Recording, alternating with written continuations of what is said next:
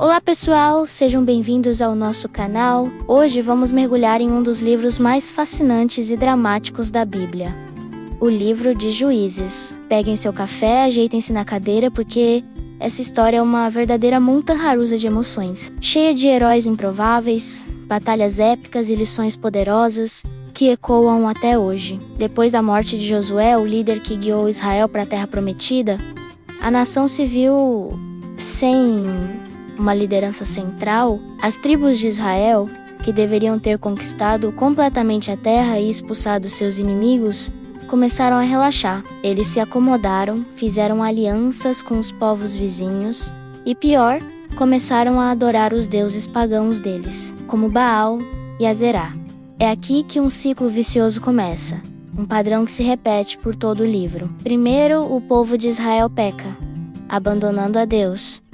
Segundo, Deus permite que eles sejam oprimidos por nações inimigas como castigo e para chamá-los de volta. Terceiro, o povo se arrepende e clama a Deus por socorro. E quarto, Deus, em sua misericórdia, levanta um libertador, um juiz, para salvá-los. Depois da vitória vem um período de paz, mas infelizmente o ciclo recomeça assim que essa geração passa. O primeiro juiz que encontramos é Otiniel. Ele livrou Israel da opressão do rei da Mesopotâmia e trouxe paz por 40 anos. Depois dele veio o Ehud, um homem canhoto que de forma muito astuta assassinou o rei obeso de Moabe, Eglon, e libertou seu povo. E também temos Sangar, que com uma guilhada de bois, uma ferramenta de fazenda, derrotou 600 filisteus. Isso nos mostra que Deus usa pessoas comuns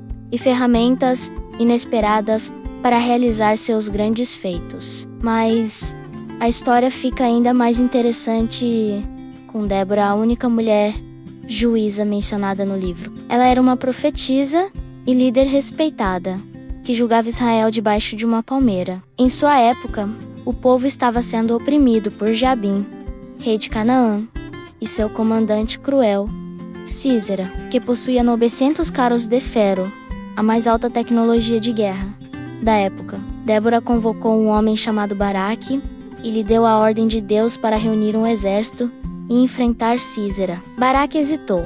Ele disse que só iria se Débora fosse com ele. Débora concordou, mas profetizou que a honra da vitória não seria dele, mas de uma mulher. E assim foi. O exército de Israel, com a ajuda de Deus que mandou uma grande chuva, derrotou os carros de ferro de Sísera. O próprio Sísera fugiu a pé e procurou refúgio na tenda de uma mulher chamada Jael. Enquanto ele dormia exausto, Jael, de forma corajosa e brutal, o matou com uma estaca de tenda. Israel foi livre, e o Cântico de Débora e Baraque, registrado no capítulo 5, é uma das poesias mais antigas e belas da Bíblia. Depois desse período de paz, o ciclo se repete. Israel peca novamente, e dessa vez, os midianitas os oprimem por 7 anos. Eles eram tão cruéis que os israelitas se escondiam em cavernas e montanhas. Então, o povo clama a Deus, e o anjo do Senhor aparece a um homem chamado Gideão, que estava malhando trigo escondido, para não ser roubado. O anjo o saúda. O Senhor é contigo, homem valoroso. Gideão, cheio de dúvidas, responde: se o Senhor é conosco, por que tudo isso está acontecendo? Gideão é a personificação da dúvida e da insegurança. Ele pede sinal após sinal para ter certeza de que era Deus quem o chamava. Primeiro, o teste do fogo que consome a oferta. Depois, o famoso teste do novelo de lã. Uma noite o novelo fica molhado e o chão seco. E na outra, o chão molhado e o novelo seco. Deus, com paciência, confirma seu chamado. Mas aí vem a parte surpreendente. Gideão reúne um exército de 32 mil homens, mas Deus diz que é gente demais. Israel poderia se orgulhar e dizer que venceu por sua própria força. Então Deus manda Gideão dispensar todos que tivessem medo. 22 mil foram embora. Restaram 10 mil. Deus ainda diz: é gente demais. Ele leva os homens a uma fonte de água e os observa beber. Aqueles que se ajoelharam e levaram a água à boca com as mãos Em vez de se deitarem no chão, foram os escolhidos.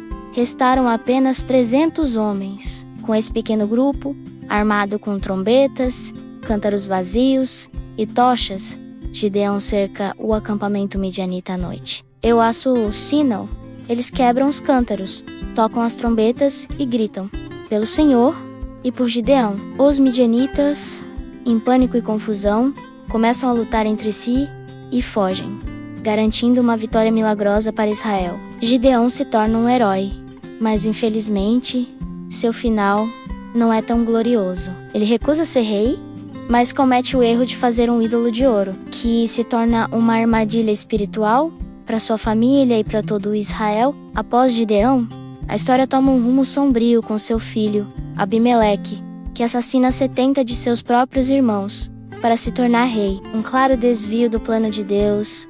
Seu reinado é curto, violento e termina com ele sendo morto por uma mulher que joga uma pedra de moinho de cima de uma torre. Depois de alguns juízes menores, chegamos à figura mais famosa e trágica do livro.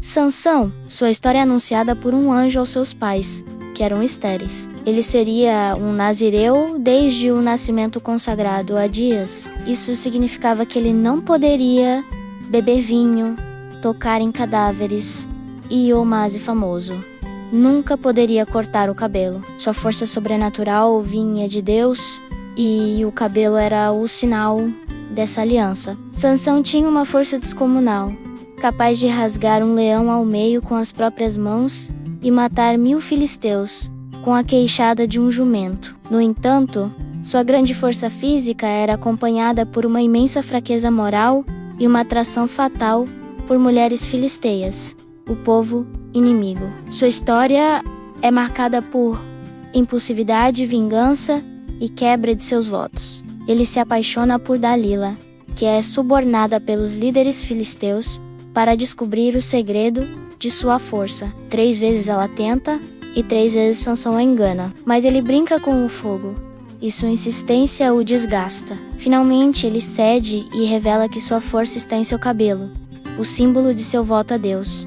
Enquanto ele dorme no colo dela, seu cabelo é cortado. A Bíblia diz algo terrível.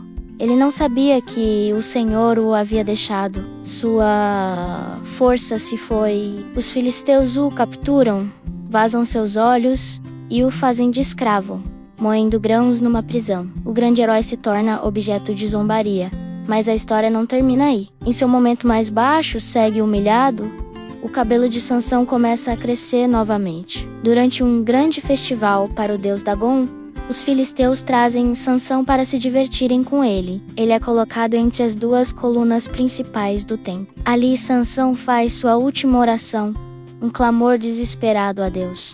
Senhor, peço-te que te lembres de mim. Dá-me forças só mais esta vez. Com o último esforço, ele empurra as colunas e o templo desaba, matando a ele e a milhares de filisteus, mais do que ele havia matado em toda a sua vida. A vida de Sansão é uma tragédia, um aviso poderoso sobre como dons incríveis podem ser desperdiçados pela falta de caráter e desobediência. O livro de Juízes termina com 2 apêndices chocantes, que mostram o fundo do poço da depravação moral e espiritual de Israel. A primeira história fala de idolatria e roubo, e a segunda, de uma guerra civil brutal que quase exterminou a tribo de Benjamim. O livro se encerra com uma frase que é repetida várias vezes e resume toda a era.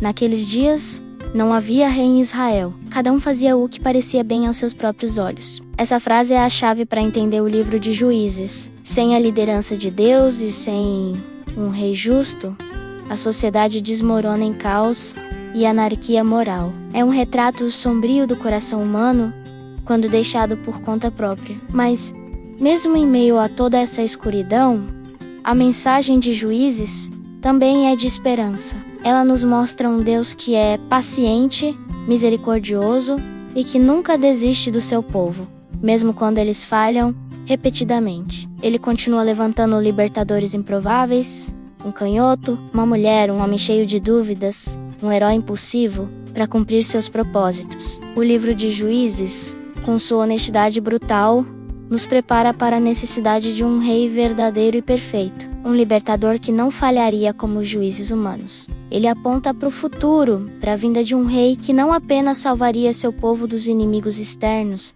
mas também de seu próprio pecado. E essa foi a história do livro de Juízes. Uma jornada intensa, não é mesmo? Espero que vocês tenham gostado de explorar essas narrativas poderosas. Se você curtiu o vídeo, não se esqueça de deixar o seu like, compartilhar com os amigos e se inscrever no canal para não perder nossos próximos estudos. Muito obrigado por assistir e até a próxima!